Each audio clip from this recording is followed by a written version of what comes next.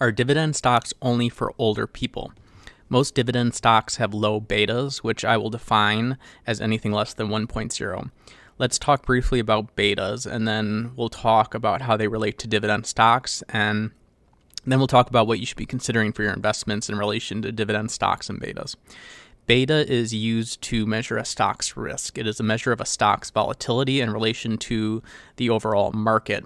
Something that mirrors the S&P 500 index exactly would probably have a beta of 1.0.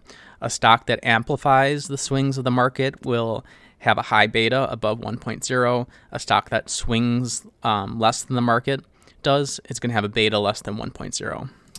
Now, higher beta stocks are supposed to be riskier but provide higher potential returns. In contrast, a low beta would be associated with less risk and less return. Dividend stocks are going to have lower betas. They are good for capital preservation and stability, but offer less potential growth in the form of capital appreciation, so like the stock price increasing.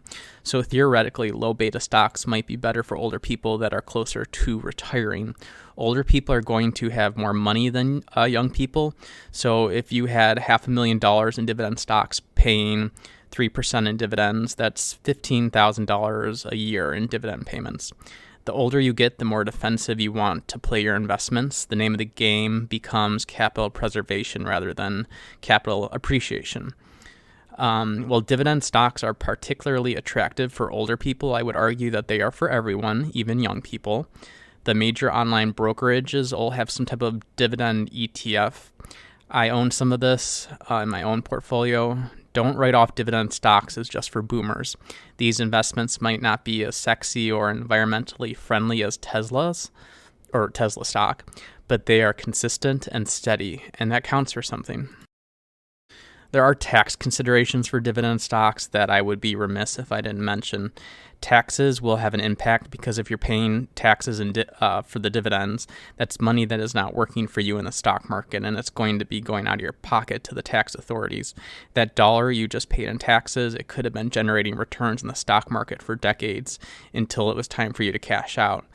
Therefore, there is an argument that capital gains are better, capital appreciation, the stock price increasing, that these are better than dividend stocks and dividends. However, dividends are tax-free in a Roth 401k, and you're not going to pay taxes in a traditional 401k or an IRA, I believe, until you start making withdrawals, which should be in retirement.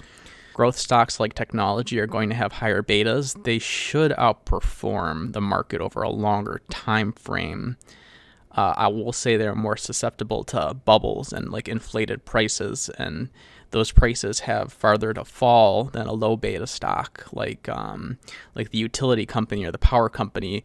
That price is going to stay pretty stable, but the price of Google and Facebook, that changes quite a bit. So you could argue that high beta stocks, technology firms, growth stocks, they should outperform the market over a longer time frame, and it could be argued they're better for younger people with longer time horizons. However, you can't invest just based on betas. That would lead you to invest in companies that are risky, maybe excessively risky, and they'll probably have less financial health than a low beta company. You would go quickly broke just focusing on high betas alone without consideration for other fundamentals. In the end, you really can't go wrong investing in an S&P 500 index fund or a total market index fund. Also, be sure your portfolio has a bit of international exposure, like an international ETF fund, so you're better diversified.